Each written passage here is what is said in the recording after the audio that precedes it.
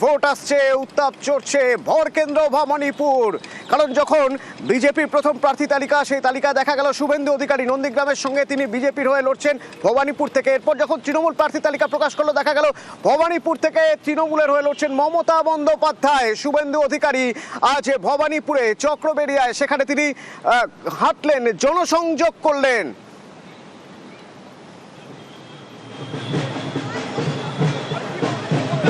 বিশ্বজিৎ আছে আমার সঙ্গে ফোনে। বিশ্বজিৎ, শুভেন্দু অধিকারী আজ থেকে তার নিজের কেন্দ্র অর্থাৎ ভবানীপুরে, নিজের দুটি কেন্দ্রের একটি অবশ্যই ভবানীপুরে তিনি প্রচার শুরু করলেন। ছবিটা কেমন ছিল?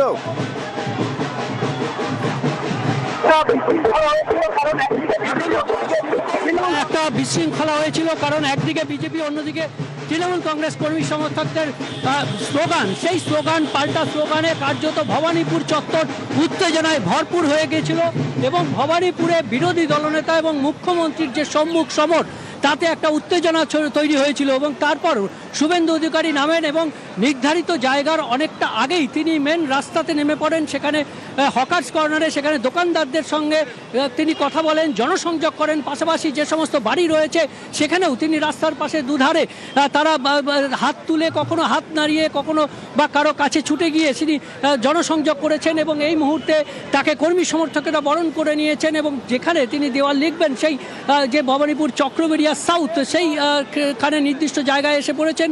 এবং সেখানে শুভেন্দু অধিকারী যে দুটি কেন্দ্রে দাঁড়িয়েছেন তার অন্যতম হটস্পট বলা যায় ভবানীপুর কেন্দ্রে। সেখানে তিনি আজ নিজের নাম লিখবেন এবং তারপর বেলাতে তিনি আবার নন্দীগ্রামে যাবেন। যদিও এখানে এসে সাংবাদিকদের মুখোমুখি হয়ে যেমন চ্যালেঞ্জ দিয়েছেন মুখ্যমন্ত্রীকে, তিনি 25,000 ভোটে হলেও হারাবেন।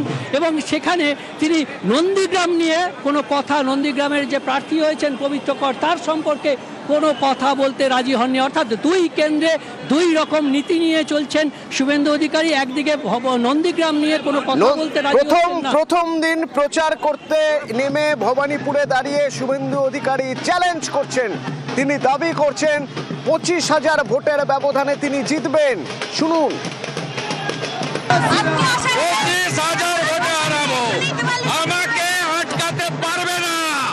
আমি মমতা ব্যানার্জির পাশের বাড়িতে গিয়েও ক্যাম্পেইন করব, আমাকে কোনো বাড়ি বাদ থাকবে না। আমি প্রথম দিন যা পেয়ে গেছি, দেখুন ভোটার গণদেবতার প্রথম দিনই আমি আশীর্বাদ পেয়ে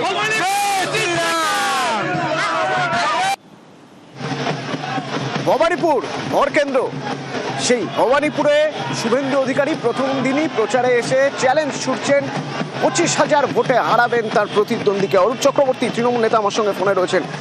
অরূপ, আপনার প্রতিক্রিয়া চাইব। না দেখুন, স্বপ্ন দেখার উপর তো এখনো ভারত সরকার কোনো নিষেধাজ্ঞা জারি করেনি, বা স্বপ্ন দেখতে গেলে জিএসটি দিতে হয় এরকমও কোনো নির্দেশ চালু করেনি। তাই দিবা স্বপ্ন যে কেউ দেখতেই পারেন। শুভেন্দু অধিকারীকে মনে রাখতে হবে, ওনার নিজের ভোটার তালিকায় নাম যেখানে রয়েছে, অর্থাৎ নিজের বর্তমান বাড়ি যেখানে, যদিও বাড়ি কাঠিতে, কিন্তু সেটা হচ্ছে নন্দীগ্রাম। নন্দীগ্রামে ওনার ডেরায় ঢুকে মমতা ব্যানার্জি তো ওনাকে হারিয়ে দিয়েছিলেন। হ্যাঁ, শুভেন্দুবাবু হেরেছিলেন। যদি কাউন্টিং এ লোডশেডিং না করতে পারতেন 1.5 ঘন্টার জন্য, তার আগে এনআই পর্যন্ত দেখিয়ে দিয়েছিল যে মমতা বন্দ্যোপাধ্যায় জিতে গিয়েছিলেন। তাই কিভাবে শুভেন্দু অধিকারী গণনা ম্যানিপুলেট করেছেন সেটা গোটা ভারতবর্ষের মানুষ জানে। নিজের পাড়ায় যে জিততে পারেন না, নিজের পাড়ায় আসলে যে মমতা ব্যানার্জির কাছে হেরেছে, সে মমতা ব্যানার্জি ভবানীপুর কালীঘাটে এসে বলবে মমতা ব্যানার্জিকে হারাবো। বললাম, স্বপ্ন দেখার জন্য এখনো ভারত সরকার জিএসটি চালু করেনি। সেই দিবা স্বপ্ন দেখছে, দেখতে দিন। 4 মে যখন রেজাল্ট বেরোবে, বাংলা বিরোধীরা বঙ্গোপসাগরে নিক্ষিপ্ত হবে এবং সবার আগে নিক্ষিপ্ত হবে শুভেন্দু অধিকারী, বাংলার নতুন মির্জাফর।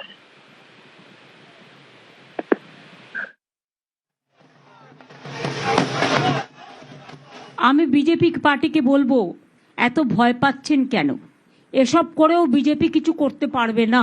আমি দাঁড়াচ্ছি আমাদের পার্টির পক্ষ থেকে। আমার মানুষের প্রতি বিশ্বাস আছে। আমি 365 দিন কাজ করি। দুর্গা পুজো থেকে শুরু করে, কালী পুজো থেকে শুরু করে, গুরুদ্বারা থেকে শুরু করে, মানস্তম্ভ থেকে শুরু করে, ঈদ থেকে শুরু করে, আমি সব কটা দায়িত্ব এবং দায়বদ্ধতা সারা বছর 365 দিন ধরে পালন করি। আমার কাছে এটা একদিনের লড়াই নয়, 365 দিন মানুষের সাথে থাকি। ভবানীপুর মমতা বন্দ্যোপাধ্যায়ের কেন্দ্র, তৃণমূলের দুর্গ। সেই ভবানীপুর থেকে এবারও তৃণমূল প্রার্থী মমতা। 2021 সালে শোভনদেব চট্টোপাধ্যায়কে ভবানীপুর থেকে প্রার্থী করে তৃণমূল। 28,719 ভোটে তিনি হারিয়ে দেন বিজেপির রুদ্রনীল ঘোষকে। 2021-এ মমতা বন্দ্যোপাধ্যায় লড়েন নন্দীগ্রাম থেকে, সেখানে বিজেপির টিকিটে জেতেন শুভেন্দু অধিকারী। উত্তর 24 পরগনার খড়দা বিধানসভা থেকে জেতেন কাজল সিনহা, কয়েকদিন পরেই তার মৃত্যু হয়। উপনির্বাচনে খড়দা থেকে প্রার্থী করা হয় শোভনদেব চট্টোপাধ্যায়কে। আর ভবানীপুরে উপনির্বাচনে লড়েন মমতা বন্দ্যোপাধ্যায়। বিজেপি প্রার্থী প্রিয়ঙ্কা টিবরেওয়ালকে হারান 58,835 ভোটে, যা ভবানীপুর কেন্দ্র থেকে জয়ের ব্যবধানে রেকর্ড। 2011 সালের উপনির্বাচনে নিজের জেতার রেকর্ড ভাঙেন মমতা।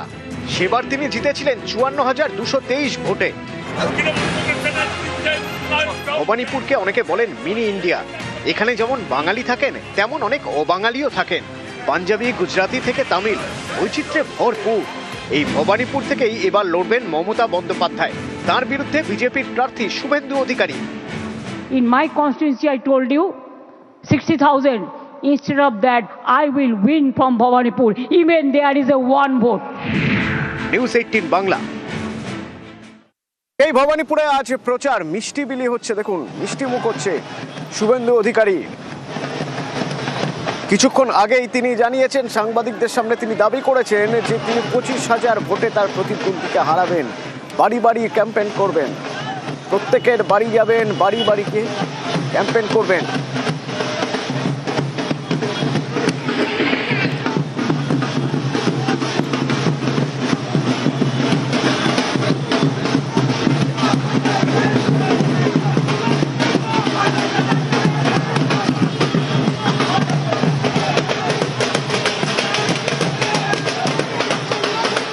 বিশ্বজিৎ, এখন শুভেন্দু অধিকারী কোথায়, কি করছেন?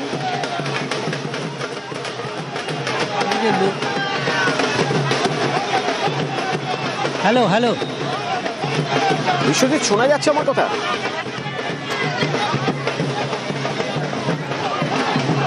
হ্যাঁ, শোনা যাচ্ছে। বিশ্বজিৎ, শুভেন্দু অধিকারী প্রচার করছেন, তার প্রচার, তার সেই জনসংযোগ কি হচ্ছে ওখানে?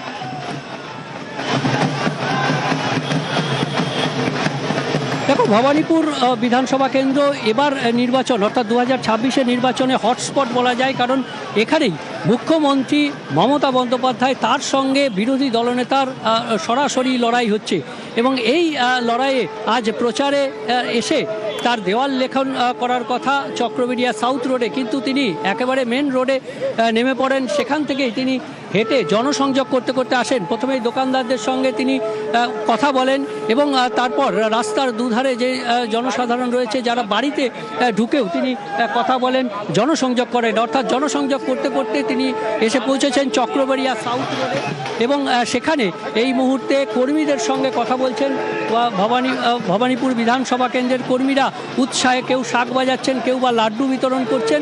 অর্থাৎ সব মিলিয়ে একটা উৎসবের যে পরিস্থিতি এই মুহূর্তে কর্মী সভাতে করছেন শুভেন্দু অধিকারী পার্টি অফিসে, চক্রবেড়িয়া সাউথ রোডের বিজেপি পার্টি অফিস। এবং সেখানেই তার যে নির্বাচনী কেন্দ্র রয়েছে, সেখানে তিনি এই মুহূর্তে এই ভবানীপুর বিধানসভা কেন্দ্রে তার যে রূপরেখা হবে, তার যেভাবে এই নির্বাচনী লড়াই করবেন, ইতিমধ্যেই তিনি চ্যালেঞ্জ ছুড়ে দিয়েছেন মমতা বন্দ্যোপাধ্যায়কে।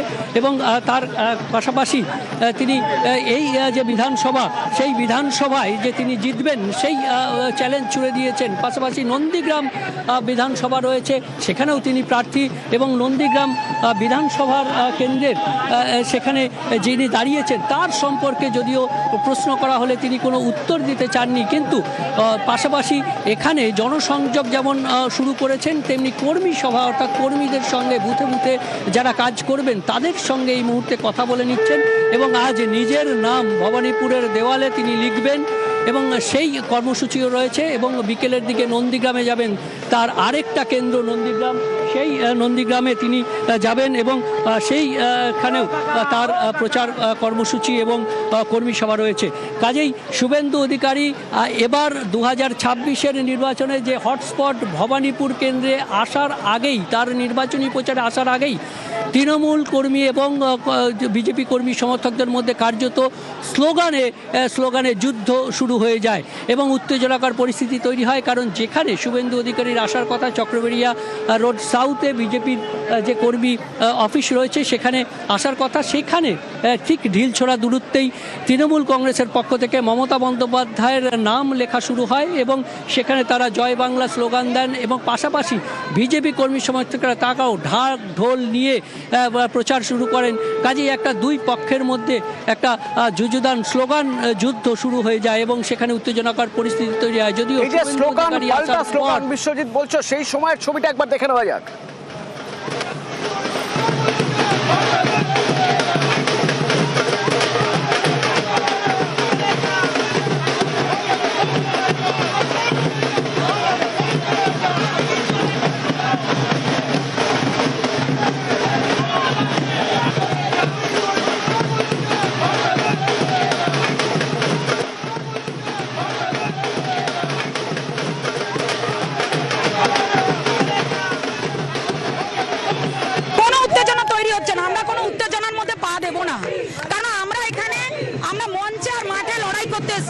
ভারতীয় জনতা পার্টির কার্যকর্তা শুভেন্দু দাস সমেত আমরা মাঠে আছি।